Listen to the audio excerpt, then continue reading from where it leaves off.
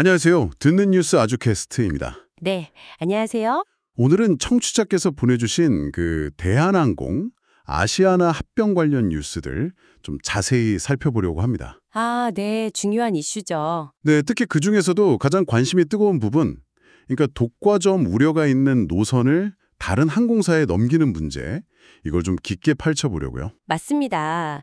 이게 단순히 노선 몇 개 주고받는 문제가 아니죠. 그렇죠. 이게 앞으로 우리 항공시장, 그리고 청취자 여러분의 여행길에도 실제적인 변화를 가져올 수 있는 사안이니까요. 오늘 그 핵심을 좀 짚어보는 게 저희 목표입니다. 네, 좋습니다. 사실 그 배경을 좀 보면요. 이건 공정거래위원회가 두 거대 항공사가 합치면서 특정 노선에서 경쟁이 확 줄어들까 봐 그걸 막기 위해 내놓은 조치예요. 아, 그 구조적 시정 조치라는 거 말씀이시죠? 네, 맞아요. 그냥 벌금 내고 끝나는 게 아니라 아예 시장의 판 자체를 좀 바꿔서 경쟁 환경을 만들겠다. 이런 의도인 거죠. 그렇군요. 그럼 가장 먼저 뉴스에서 제일 크게 다룬 부분인데요. 최근에 10개 노선에 대한 이전 절차가 시작됐다는 소식. 이것부터 좀 자세히 설명해 주실 수 있을까요? 네네. 공정위 산하의 이행감동위원회, 줄여서 이감이라고 하는데 여기서 이 10개 노선에 대한 운수권하고 슬롯 이전 절차를 이제 시작하기로 딱 결정을 한 겁니다. 운수권이랑 슬롯이요. 그게 정확히 뭔가요? 좀 생소한데. 아, 네. 쉽게 말해서 운수권은 특정 국가 사이에 비행기를 띄울 수 있는 권리? 일종의 운항 면허 같은 거고요. 아하, 면허? 네. 그리고 슬롯은 공항에서 특정 시간대에 비행기가 뜨고 내릴 수 있는 일종의 시간표 예약권이라고 보시면 돼요. 시간표 예약권. 이해가 확 되네요. 네. 이 두 가지가 다 있어야 실제로 다른 항공사가 그 노선의 비행기를 띄울 수 있게 되는 거죠. 그렇군요. 그럼 그 10개 노선 구체적으로 어딘가요? 뉴스 보니까 꽤 인기 있는 노선들도 보이던데요. 맞아요. 아마 청취자 여러분도 많이 이용해 보셨거나 관심 있으실 노선들이 꽤 있어요. 국제선은 미국 쪽이 4개인데요. 미국이요? 네. 인천에서 시애틀 그리고 호놀룰루, 괌 가는 거랑요. 아, 또 부산에서 괌 가는 노선도 포함됐어요. 아, 괌이 2개군요. 인천 출발, 부산 출발. 네, 그렇죠. 그리고 유럽 쪽으로는 인천 런던, 동남아는 인천 자카르타가 이번 대상이고요. 국내선도 4개인데 김포 제주, 광주 제주 노선하고 또 그 반대 방향, 그러니까 제주 김포, 제주 광주 노선입니다. 와, 호놀루루나 런던 같은 노선이요? 이야, 이거 정말 큰 변화인데요. 뉴스에서는 특히 호놀루루는 에어프레미아, 런던은 버진 아틀란틱으로 이미 받을 항공사가 정해졌다고 나오던데 이건 어떻게 된 건가요? 아, 네.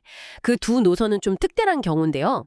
미국하고 영국 경쟁 당국이랑 미리 협의하는 과정에서 대체 항공사가 정해진 거예요. 아, 미리요? 네. 그쪽 나라에서 이 정도 경쟁자는 새로 들어와야 합병을 승인해주겠다. 이런 조건이 붙었던 거죠. 이미 이전 절차가 끝난 노선들 있잖아요. LA나 파리, 로마 같은 6개 노선? 거기도 비슷한 맥락으로 진행됐었습니다. 아하, 그렇군요. 나라별로 사정이 좀 다르군요. 그럼 아직 주인이 정해지지 않은 나머지 8개 노선은 어떻게 되는 건가요? 어떤 항공사가 어떻게 선정되고 저희는 언제쯤 그 새로운 항공편을 이용할 수 있을까요? 네, 그 남은 노선들은 이제 공고를 내서 희망하는 항공사들의 신청을 받을 겁니다. 경쟁 입찰 같은 건가요? 그렇죠. 신청할 항공사가 정말 그 노선을 운영할 능력이 있는지, 재정적으로나 안전관리 측면에서나 그런 적격성을 아주 꼼꼼하게 검토하겠죠. 네. 그 후에 이제 국토교통부 항공교통심의위원회 평가를 거쳐서 최종 선정이 될 거고요.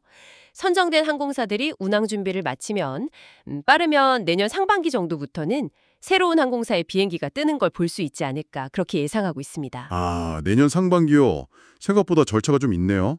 근데 이게 끝이 아니라고 들었어요. 뉴스에 따르면 아직 이전 절차가 시작되지 않은 노선도 꽤 많이 남았다면서요. 네, 맞습니다. 공정위가 원래 시정 조치를 내린 노선이 총 34개였거든요. 34개나요? 네, 이번에 시작된 10개랑 아까 말씀드린 이미 끝난 6개를 빼면 아직 18개 노선이 남아있는 거죠. 18개. 아직 한참 남았네요. 네, 그렇죠.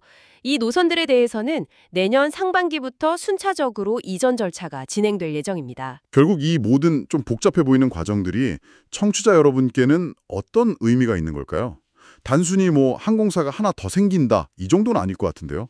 가장 큰 기대 효과는 역시 경쟁이죠. 경쟁이요. 네, 그동안 사실상 대한항공과 아시아나가 양분하거나 독점하던 노선에 새로운 경쟁자가 들어오면 기존 항공사들도 당연히 긴장할 수밖에 없어요. 그렇죠. 가만히 있을 순 없겠죠. 네, 단순히 운임 경쟁뿐만 아니라 서비스 질을 높이려는 노력으로 이어질 가능성이 크죠. 예를 들어서 저비용 항공사 LCC가 들어오면 아무래도 가격 선택지가 확 넓어질 수 있고요.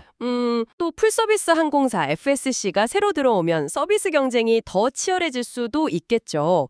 결국 청취자 여러분이 누릴 수 있는 선택의 폭과 그 질이 달라질 가능성이 있다는 거, 이게 핵심입니다. 네, 오늘은 청취자께서 보내주신 뉴스들을 바탕으로 대한항공 아시아나 합병에 따른 노선 이전 문제를 좀 깊게 들여다봤습니다. 10개 노선 이전 절차가 시작되면서 어떻게 보면 항공시장 경쟁구도 변화에 어떤 서막이 올랐다 이렇게 볼 수 있겠네요. 네, 중요한 시작점이죠. 앞으로 이 노선들에 어떤 항공사가 들어올지, 또 그 변화가 우리 여행 경험을 실제로 어떻게 바꿀지, 이걸 계속 지켜보는 재미가 있을 것 같습니다. 그런데 문득 이런 궁금증이 드네요. 이렇게 경쟁이 치열해지면 혹시 항공사 마일리지 프로그램에는 어떤 변화가 생기게 될까요? 이 질문을 청취자 여러분께 한번 던져드리면서 오늘 마무리하겠습니다. 흥미로운 질문이네요. 지금까지 듣는 뉴스 아주캐스트였습니다. 감사합니다. 감사합니다.